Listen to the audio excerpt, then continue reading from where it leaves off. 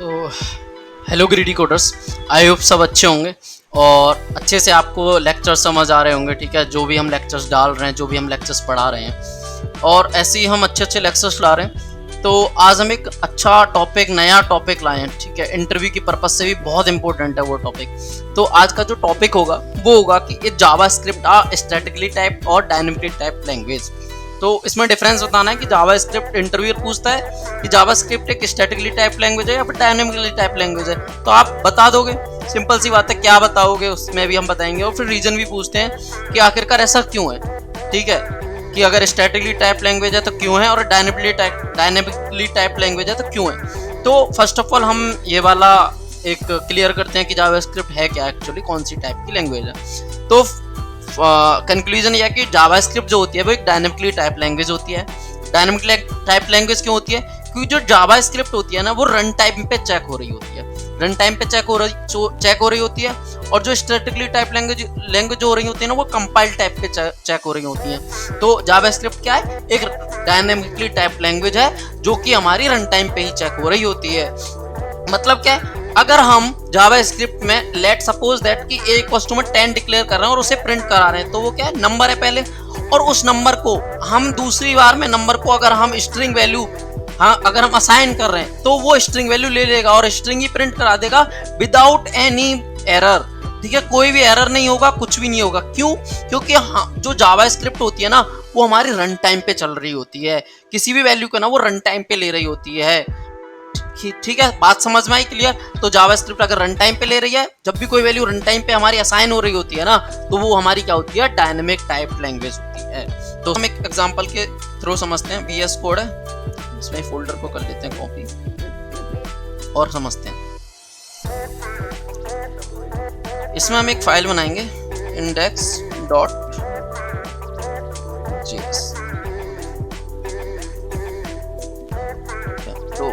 Late, और इसमें हम कोई भी वैल्यू असाइन नहीं कर रहे होते हैं कि इंटीजर है, नंबर है, हमें पता ही नहीं चल रहा होता है। और जो वैल्यू होती है उसमें जावा में या उसमें हम पहले से डिक्लेयर कर रहे होते हैं कि स्ट्रिंग है, इंटीजर है, क्या है, तो हम उसे चेंज नहीं कर सकते दोबारा जब तक हम टाइप कन्वर्जन या फिर कास्टिंग नहीं करते हैं। तो फर्स्ट क्या है, वैल्यू जो क्या है, जो वेरिएबल का जो a है वो पहले क्या, नंबर है हमारा। ठीक है, तो a is a number, is a number।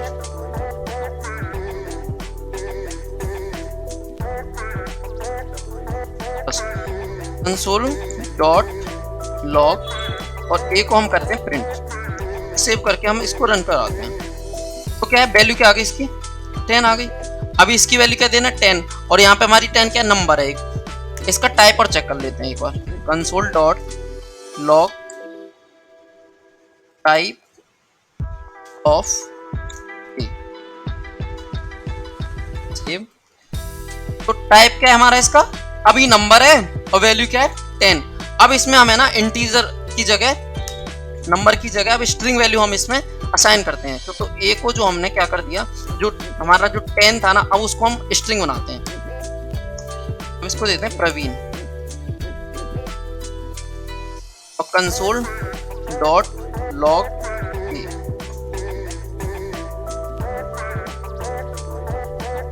पहले क्या थी वैल्यू, 10 क्या था, हमारा नंबर था। और फिर क्या वैल्यू हो गई हमारी, जो हमारा स्ट्रिंग जो इसको असाइन की थी, प्रवीण कर दी। अब इसका स्ट्रिंग का है कि नहीं वो टाइप चेक कर लेते हैं एक बार।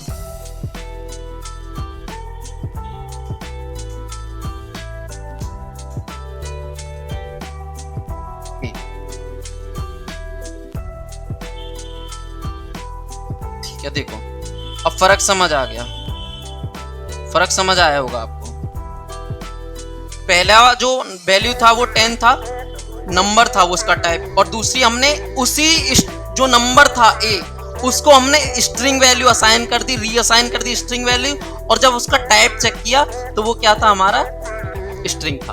तो मतलब क्या है, हम जो रन टाइम में हो रहे होते हैं, जो डायनेमिकली टाइप की लैंग्वेज होती है, हम उसमें चेंज कर सकते हैं, कोई भी वैल्यू असाइन कर सकते हैं, क्योंकि वो वैल्यू जो होती है वो रन टाइम पे चेक हो रही होती है। सिंपल सा ये इसका मतलब था।